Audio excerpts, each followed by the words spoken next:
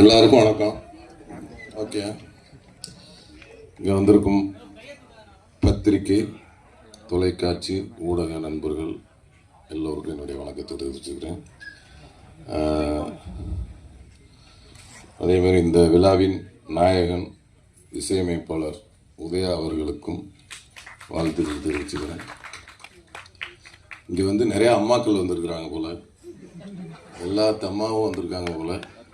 அதேமாதிரி நம்ம இசையமைப்பாளர் உதயா அவர்கள் நல்ல ஒரு பெரிய இசையமைப்பாளராக வந்து அவங்க அம்மா ஆசைப்பட்டது எல்லாத்தையும் வாங்கி கொடுத்தோம்.